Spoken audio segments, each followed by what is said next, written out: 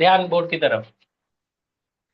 Chapter number 3, class 9, chapter number 3, atoms and molecule. Start कर बेटा, board की तरफ ध्यान, एकदम फोकस, सीरियस।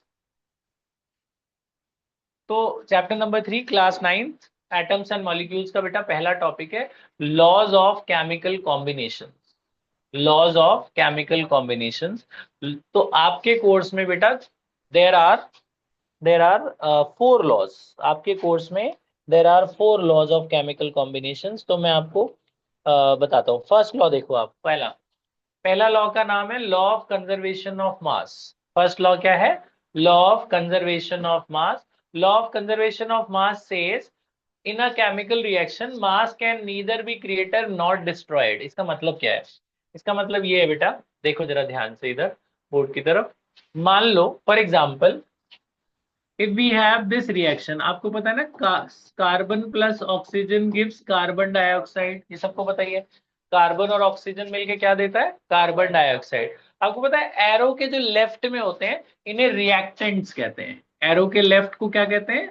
रिएक्टेंट्स, क्योंकि ये रिएक्ट हो रहे हैं। और एरो के जो राइट में होते हैं इन्हें प्रोडक्ट्स कहते हैं। एरो के राइट को क्या कहते हैं? प्रोडक्ट्स। तो ये लॉ कहती है कि अगर कोई रिएक्शन हो रही है, ये दिख रहा है, ये लॉ कहती है अगर कोई रिएक्शन हो रही है तो रिएक्टेंट का जो मास होगा बेटा वो प्रोडक्ट के मास के बराबर होता है। कभी ये नहीं होता कि एरो का लेफ्ट का सबको ऐड करे और एरो के राइट में जितने भी टर्म्स है सबको ऐड करे। कभी ऐसा नहीं होता कि इधर वाला ज्यादा या उधर, दोनों इक्वल आएंगे हमेशा। तो law of conservation of mass कहता है कि mass of reactant is always equals to mass of product. तो वो कहता है मास ऑफ रिएक्टेंट। अब जरा मैं आपको बताऊं कार्बन का मास कितना होता है। आपको पता है कार्बन का मास होता है 12 ग्राम। ऑक्सीजन का मास होता है बच्चों 32 ग्राम। ये आपको देंगे। कार्बन का मास कितना होता है? 12 ग्राम। ऑक्सीजन का मास कितना होता है? 32 ग्राम। अब अगर इन दोनों को ऐड करो तो ऐड करके टोटल कितना आ रहा है? 44। तो कार्बन डाइऑक्साइड 44 ही बनती है। अगर कोई जब लैब में ये बनाया जाता है ना, अगर मेजर करें तो उतना ही मास आएगा, एक भी ग्राम ज्यादा नहीं आएगा। तो जो मास ऑफ रिएक्ट, अब इन दोनों को ऐड करो तो मास ऑफ रिएक्टेंट, जो मास ऑफ रिएक्टेंट हुआ वो किसके बराबर होता है? मास ऑफ प्रोडक्ट्स के। समझ में आया कैसे हुआ? इन दोनों को ऐड करें 12 प्लस 32 तो टोटल कितना आएगा? 44। तो 44 बराबर 44 ग्राम। जो रिएक्टेंट का मास होता है वही प्रोडक्ट का मास होता है, कभी कभी कम ज्यादा नहीं होगा। एक एग्जाम्पल और देखो। एक एग्जाम्पल दूसरा ये बच्चों, जैसे हाइड्रोजन और ऑक्सीजन आपको मिलके पता है वाटर बनाते हैं। तो हाइड्रोजन हमेशा डबल होता है ऑक्सीजन से। तो ये 2H2 + O2 गिव्स 2H2O, ये फॉर्मूला होता है एक्चुअल में। तो आपको पता है हाइड्रोजन का मास कितना होता है? हाइड्रोजन 1 ग्राम का होता है। तो इसमें 4 हाइड्रोजन है, टू टू का कितने हाइड्रोजन है? 4 हाइड्रोजन। तो इसका मास हो गया 4 ग्राम। और ऑक्सीजन का मास कितना होता है? 32 ग्राम। आपको पता है ऑक्सीजन कितना होता है? 32। तो दोनों मिलके वाटर कितना बनने वाला है? 36 ग्राम। तो जब दो हाइड्रोजन और एक ऑक्सीजन कंबाइन होते हैं तो कितना वाटर देते हैं? 36। इन दोनों को ऐड करके भी 36 आ रहा है ना, और यहाँ से भी वही आएगा, 36 ही मिलता है, उससे ज्यादा नहीं मिलता, उससे कम नहीं मिलता। तो mass of reactant is equals to mass of product. बात समझ में आई? ठीक है। तो इन दोनों को अगर हम ऐड करते हैं तो वो किसके बराबर आएगा? 36 के। 4 + 32 इक्वल्स टू 36, यानी mass of reactant equal to mass of product. ये बात समझ में आ गई? ठीक है। ये पहला समझ में आ गया। अभी आप लिख लेना, मैं आपको बता दूंगी। फर्स्ट लॉ है। फर्स्ट लॉ का क्या नाम है? लॉ ऑफ कंजर्वेशन ऑफ मास। अब इसमें क्वेश्चन कभी कभी ऐसे दे देते हैं, जैसे मैं आपको बोलता हूँ क्वेश्चन कैसे आता है, देखो। जैसे A + B gives C + D। मैं आपको बोलूँ ये 50 ग्राम है, ये 70 ग्राम है, ये 30 ग्राम है, या ये 40 ग्राम है। ठीक है। आपसे पूछा what is the mass of B, B बताओ। बताओ। ये 50 है। ए और बी मिलके क्या बने? C + D। ठीक है। ए 50 है, बी नहीं पता, सी पता है, डी पता है, बी निकालना है। बी बताओ। इन दोनों को ऐड करके कितना आ रहा है? 110। तो इन दोनों को भी ऐड करके कितना आना चाहिए? 110। तो अगर ये 50 है तो ये कितना ग्राम हो कि 110 हो जाए? ये 60 ग्राम होगा तो 110 हो जाएगा ना ये। तो जितना मास ऑफ रिएक्टेंट, इनको ऐड करके और इनको ऐड करके सेम आना चाहिए ना। तो अगर आपको राइट वाला पता है, लेफ्ट वाले में एक नहीं पता, तो आप निकाल नहीं लोगे? कि अगर ये 110 आ रहा है तो ये भी कितना आएगा 110। ऐसे ही देखो ये वाला दिख रहा है आपको, 4 + 32 गिव्स 36। मैं यहाँ 32 गायब कर दूं, मैं बोलूं बताओ ये कितना है, तो आप निकाल नहीं लोगे कैसे, इसको इससे माइनस कर दो। 36 में से 34 गया, क्या बचा 32। तो ऑक्सीजन कितना ग्राम था 32 ग्राम। आ रही बात समझ में? ठीक है, अगला एक बार फिर से बताओ, इसमें तुम लोग कंफ्यूज हुए, बताना फिर से। A + B gives C + D, ठीक है। ए है 40 ग्राम, बी है 30 ग्राम, सी गायब, और डी है 20 ग्राम। सी बताओ कितना हुआ। ये 40 + 30 कितना हुआ 70, तो ये भी 70 होना चाहिए। तो ये कितना ग्राम होना चाहिए 50, तभी 70 होगा। तो यानी जो रिएक्टेंट का मास होता है वही प्रोडक्ट का मास होता है। ठीक है, ऐसे टाइप के क्वेश्चन अभी आपको मिलेंगे, आप करना। This is law of conservation of मास। ये समझ में आ गया, लॉ ऑफ कंजर्वेशन ऑफ मास। अगला लॉ देखो बेटा, सेकंड लॉ। सेकंड लॉ होता है बेटा law of constant proportion. This is second law, मैं अभी लिखवा दूंगा आपको ये। Second law is law of constant proportion. Law of constant proportion visible है वहां? ठीक है, what is law of constant proportion, ध्यान सुनना। Law of constant proportion says कि in a pure chemical compound always contains the same element of combined together in the same proportion by mass, irrespective of the fact where the sample has been taken or which procedure has been produced। मतलब क्या है इसका, इसका मतलब ये है कि जैसे आपने वाटर बनाया, वाटर का क्या फॉर्मूला होता है H2। आपको मैंने बताया वाटर में हाइड्रोजन कितना ग्राम होता है 2 ग्राम। वैसे हाइड्रोजन का मास कितना होता है 1, क्योंकि यहाँ 2 हाइड्रोजन है तो हाइड्रोजन कितना ग्राम होगा 2 ग्राम। याद रखना ऑक्सीजन का मास होता है बच्चों 16। हाइड्रोजन का मास कितना होता है 1, और ऑक्सीजन का कितना होता है 16। तो ऑक्सीजन का होता है 16। ठीक है, तो अगर आपसे बोला जाए कि हाइड्रोजन और ऑक्सीजन की रेशियो बताओ, हाइड्रोजन हाइड्रोजन कितना ग्राम था आपके पास 2 ग्राम, और ऑक्सीजन कितना ग्राम था 16, तो इनकी रेशियो कितनी आई, 2 से 16 कट जाएगा ना, कितना आया रेशियो 1:8। तो हाइड्रोजन और ऑक्सीजन की रेशियो कितनी आई 1:8। तो कभी भी आपको अगर वाटर बनाना है तो अगर हाइड्रोजन 1 ग्राम लेते हो तो उसका 8 टाइम्स आपको ऑक्सीजन लेना पड़ेगा। अगर हाइड्रोजन आप 1 ग्राम लेते हो तो उसका 8 गुना आपको 8 टाइम्स ऑक्सीजन लेना पड़ेगा। मतलब अगर मैं सपोज तुमसे पूछता हूं, अगर मैं हाइड्रोजन लेता हूं 10 ग्राम, तो ऑक्सीजन कितना ग्राम लूंगा, ऑक्सीजन कितना ग्राम लेना चाहिए मुझे, ऑक्सीजन कितना उसका 8 टाइम्स। अगर ये 10 है तो ऑक्सीजन कितना टाइम्स होना चाहिए 8, समझ रहे हो, याद रखना उसका 8 टाइम्स होना चाहिए। अगर ये 1 है तो ये 8 हुआ, तो अगर ये 10 है तो कितना होगा 80, इसका 8 टाइम्स होगा ना। रेशियो अगर काटे तो इसमें भी रेशियो कितनी आएगी 1:8। अब अगला बताओ, अगर आप हाइड्रोजन लेते हो 5 ग्राम तो ऑक्सीजन कितना लोगे 40। समझ में आया ना, कितना लेना है 8 से मल्टीप्लाई करके लेना। तो यही लॉ कहता है कि कहीं दुनिया के किसी भी कोने में अगर आपको वाटर बनाना है, खुद से भी वाटर बना सकते हैं हाइड्रोजन ऑक्सीजन को मिला के, तो हमेशा मास का रेशियो यही रहेगा 1:8। चाहे आप इंडिया की लैब में बनाओ, चाहे आप यूएस की लैब में बनाओ जाके हाइड्रोजन ऑक्सीजन, उनकी रेशियो हमेशा फिक्स रहेगी 1:8। ये लॉ कहता है law of constant proportion. Proportion का मतलब क्या होता है रेशियो। तो इनकी जो मास की रेशियो होती है किसी भी फॉर्मूले किसी भी कंपाउंड के, जो मास का रेशियो होता है वो हमेशा फिक्स रहता है, हमेशा फिक्स रहता है। तो वाटर में हाइड्रोजन ऑक्सीजन की रेशियो कितनी हुई 1:8।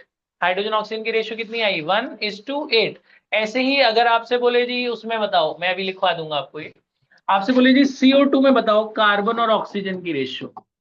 आपको पता है कार्बन 12 ग्राम होता है, वो देंगे आपको मास। ऑक्सीजन, एक ऑक्सीजन 16 होता है, अब यहाँ 2 ऑक्सीजन है तो कितने ग्राम हो गए 32। इनकी रेशियो कितनी हुई 12/32। रेशियो ऐसे निकालोगे, किससे कट रहा है 4 से, 4 से काटो क्या होगा 4 3 जा 12 4 8 जा।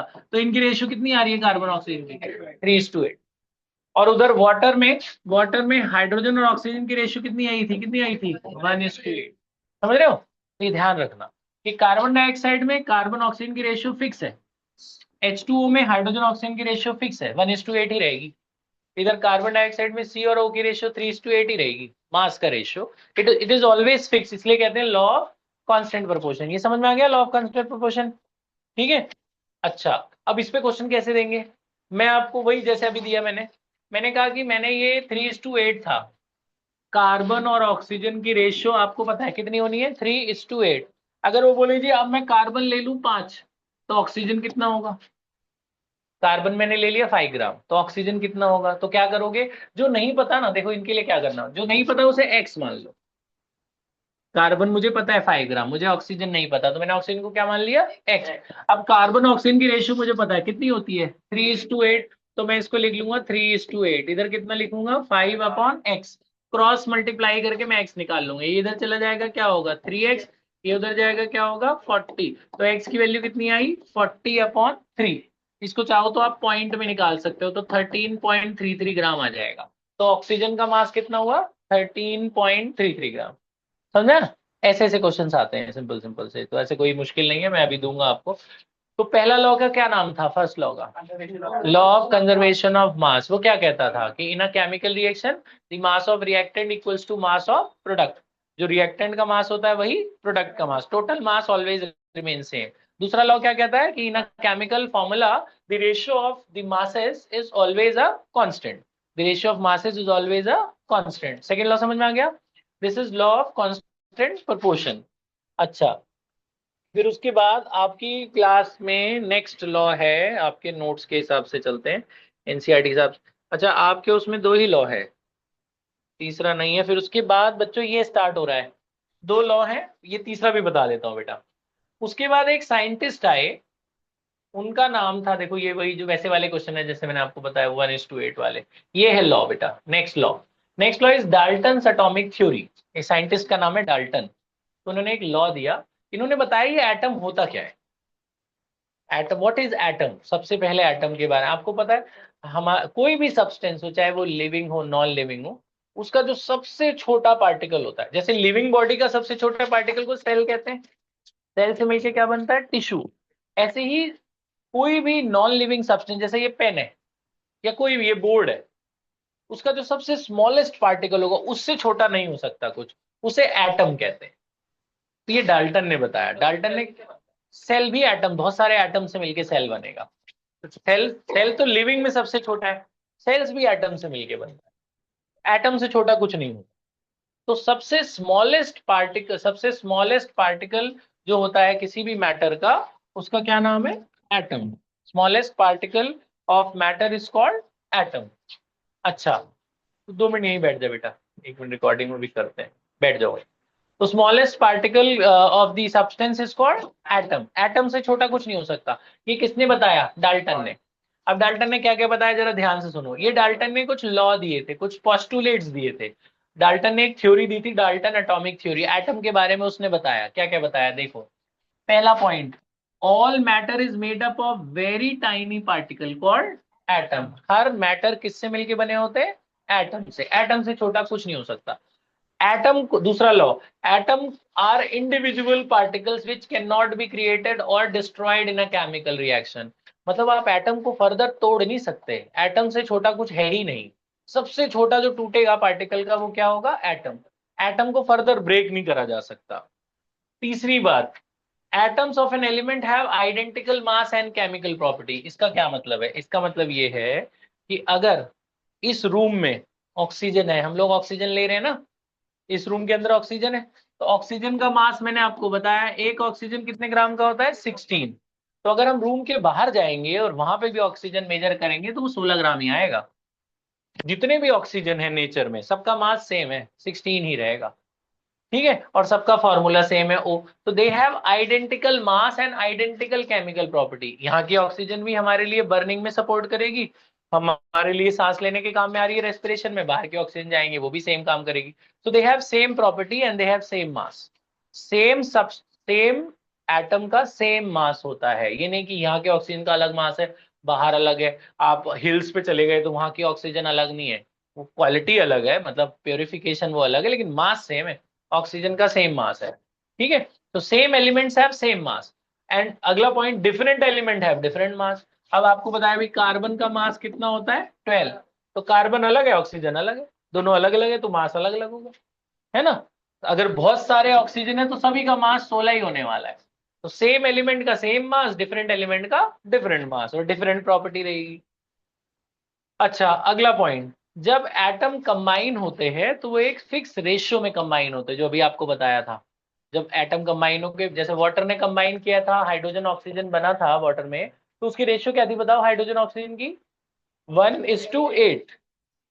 तो जब कंबाइन होंगे तो एक छोटे छोटे रेशियो में कंबाइन होते हैं, स्मॉल नंबर की रेशियो में कंबाइन होते हैं, जो दूसरी लॉ थी, लॉ ऑफ कांस्टेंट प्रोपोर्शन।